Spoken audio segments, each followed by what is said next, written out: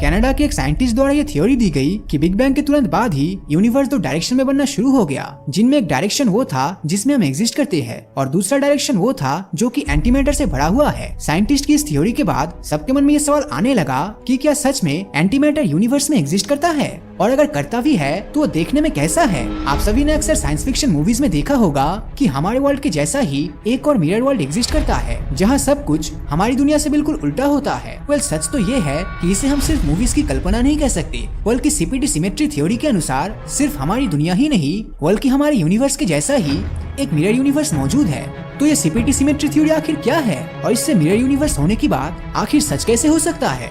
दोस्तों, CPT symmetry में मौजूद सी का मतलब कॉन्जुगेशन ऑफ चार्जेस है, जिसके अनुसार साइंटिस्ट द्वारा खोजे गए हर पार्टिकल्स का एक जुड़वा भाई होता है, मगर वो उसके ऑपोजिट चार्ज का होता है। इसके अलावा सीपीटी में मौजूद पी का मतलब होता है सिमेट्री ऑफ स्पेस, मतलब हमारे 3D वर्ल्ड में मौजूद तीनों डायरेक्शंस के भी ऑपोजिट डायरेक्शन होता है। और टी का मतलब आगे बढ़ रहे हमारे समय का भी ऑपोजिट डायरेक्शन में एक सिमेट्रिक फ्लो मौजूद है। लेकिन मौजूदा समय में हमारे यूनिवर्स के जन्म को लेकर भी ऐसी एक सिमेट्री मौजूद है, जिसके अनुसार बिग बैंग के बाद नैनो और पिकोसेकंड से भी कम समय में मैटर और एंटीमैटर इक्वली डिवाइड हो गया था। इस तरह से डिवाइड हो जाने के कुछ समय बाद हर 1 बिलियन पार्टिकल्स और एंटी पार्टिकल्स के साथ एक एक्स्ट्रा पार्टिकल भी बन गया था। साइंटिस्ट भी सोच में पड़े हुए है कि आखिर बिना किसी सबूत के इतना सारा एंटीमैटर कहाँ गायब हो सकता है, क्योंकि अगर सारा एंटीमैटर मौजूद होता तो तब हमारा यूनिवर्स बिग बैंग के तुरंत बाद ही गायब हो जाता। दरअसल जब एक एंटी पार्टिकल किसी पार्टिकल से मिलता है तब विनाश की शुरुआत होती है, जिसके बाद एक फ्लैश ऑफ लाइट के साथ ही वो पार्टिकल्स गायब हो जाते हैं, जिस दौरान बहुत ही एनर्जी निकलती है।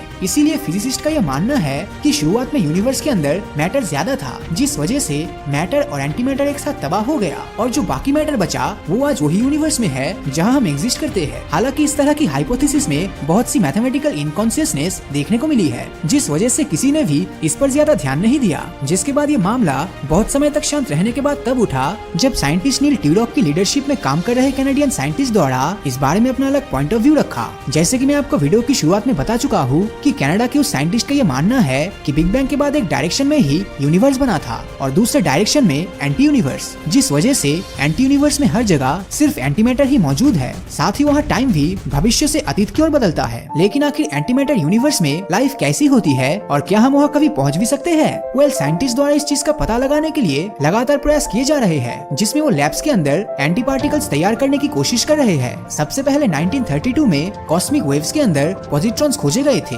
जिसके बाद साल 1955 में कुछ साइंटिस्ट द्वारा एंटी प्रोटॉन्स ऑब्टेन कर लिए गए। फिर फिजिसिस्ट द्वारा लगातार न सिर्फ एंटी पार्टिकल्स उत्पन्न किए गए बल्कि उन्होंने एंटी एटम्स भी ऑब्टेन किए, जिनमें एंटी हीलियम और एंटी हाइड्रोजन भी शामिल थे। खैर, जब तक साइंटिस्ट इन एटम्स को स्टडी कर पाते तब तक बहुत देर हो चुकी थी, क्योंकि महज 172 मिलीसेकंड्स में ही ये एंटी एटम हाइड्रोजन एटम के साथ कोलाइड होकर गायब हो गए। अब साइंटिस्ट के सामने एंटीमैटर्स को स्टडी करना एक बहुत ही बड़ी चुनौती बन गई थी, जिसके बाद साइंटिस्ट स्पेशल इलेक्ट्रोमैग्नेटिक ट्रैप्स यानी कि क्वाड्रुपल लिफ्ट कॉन्फ़िगरेशन का इस्तेमाल किया, जिसमें थोड़े समय के लिए एंटी पार्टिकल्स और पार्टिकल्स को एक दूसरे के संपर्क में आने से रोका जा सकता था। फिर साल 2011 में वो समय आ गया जब साइंटिस्ट एंटी हाइड्रोजन को 1000 सेकंड्स तक रोकने में सक्षम हो गए, जिसके बाद साल 2014 में डिटेल स्टडी के लिए 80 एंटी हाइड्रोजन एटम्स बनाए गए। दोस्तों, ऐसा माना जा रहा है कि साल 2022 तक साइंटिस्ट एंटी पार्टिकल्स के लिए एक पोर्टेबल ट्रैप तैयार कर लेंगे, जिसकी मदद से वो एंटीमैटर को एक जगह से दूसरी जगह ले जाकर स्टडी कर सकेंगे। खैर, इसका मतलब ये नहीं कि उन्हें एंटीमैटर की सारी इन्फॉर्मेशन मिल जाएगी,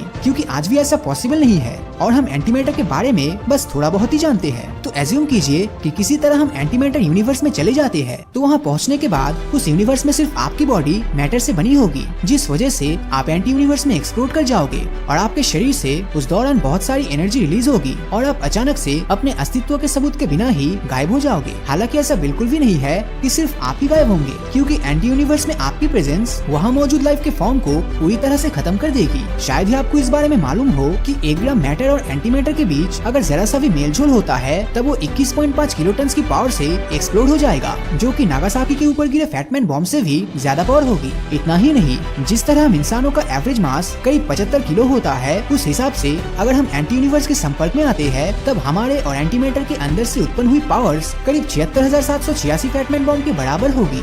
लेकिन क्या आप जानते हैं कि जिस तरह एंटी यूनिवर्स में मैटर और एंटीमैटर के मिलने से एक्सप्लोजन होता है, ठीक वैसा ही कुछ हमारी बॉडी के अंदर हर घंटे होता है। क्योंकि हर घंटे खाना और हवा की मदद से हमारे शरीर में रेडियो एक्टिव पोटेशियम 40 आ जाता है, जो कि हमारी बॉडी के मॉलिक्यूल से लड़ता है और पॉजिट्रॉन एमिट करता है। इस हिसाब से देखा जाए तो हम इंसानों का शरीर हर घंटे करीब 180 पॉजिट्रॉन एमिट करता है, लेकिन वही ऑर्डिनरी मैटर के संपर्क में आते ही ये एंटी मैटर गामा रेडिएशन में बदल जाता है। हालांकि इतना सब कुछ जान लेने के बाद अगर आप ये सोचते हो कि आप एंटी मैटर यूनिवर्स में पहुंच जाओगे तो ऐसा नहीं है, क्योंकि पहली बात तो वहाँ पहुँचते ही आपकी मौत हो जाएगी और दूसरी बात आप वहाँ पहुँच ही नहीं सकते, क्योंकि एंटी मैटर यूनिवर्स में टाइम एक बहुत ही बड़ी समस्या है जो कि उल्टा चलता है। ऐसा माना जाता है कि एंटी मैटर यूनिवर्स करीब 14 बिलियन साल पहले क्रिएट हुआ था, यानी कि बिग बैंग से भी पहले। जी हाँ, आपने बिल्कुल सही सुना। और अगर हम वहाँ जाने की कोशिश भी करें तो उसके लिए हमें टाइम ट्रैवल करना होगा, जो कि आज इम्पॉसिबल है। पर फिर भी अगर हम टाइम ट्रैवल करने भी लगे तब हम सिर्फ अपने यूनिवर्स में ही ऐसा कर पाएंगे। एक तरफ जहाँ हम एंटी मैटर यूनिवर्स में जाने का मन बना रहे हैं, तो वही साइंटिस्ट के अनुसार हम इंसान ऑलरेडी